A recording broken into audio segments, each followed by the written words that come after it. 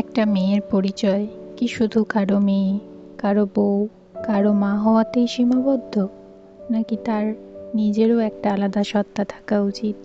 Welcome to Pompi Tux, real life real feelings.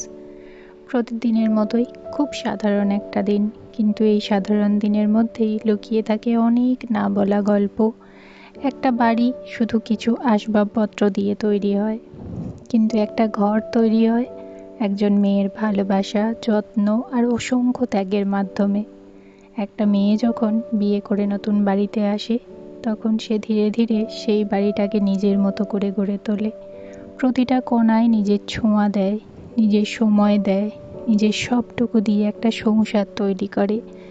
এই পথে থাকে অনেক মানিয়ে নেওয়া, অনেক পরিশ্রম, কখনো কখনো কিছু কষ্ট আর অপমানও, যেগুলো আমরা অনেক সময় চুপচাপ নিজেদের মধ্যেই রেখে দিই।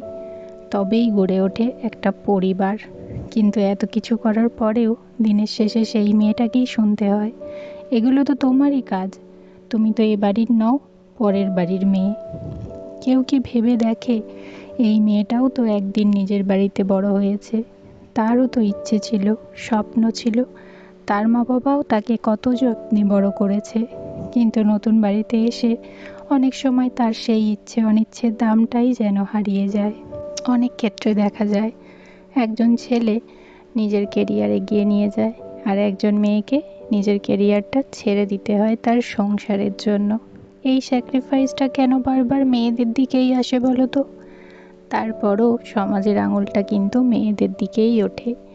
ছোটবেলা থেকে অমুকের মেয়ে, অমুকের বোন, বিয়ের পর অমুকের বাড়ির বউ, তারপর অমুকের মা। এই সব পরিচয়ের মাঝেই কোথাও যেন হারিয়ে যায় তার নিজের পরিচয়টা। আমার মনে হয় এই সব পরিচয়ের বাইরেও প্রত্যেকটা মেয়ের নিজের একটা আলাদা পরিচয় থাকা খুব দরকার। আজকের এই সাধারণ দিনের মাঝেই এই কথাগুলো তোমাদের সঙ্গে শেয়ার করে নিলাম। তোমরা কি ভাবো অবশ্যই কমেন্টে জানিও।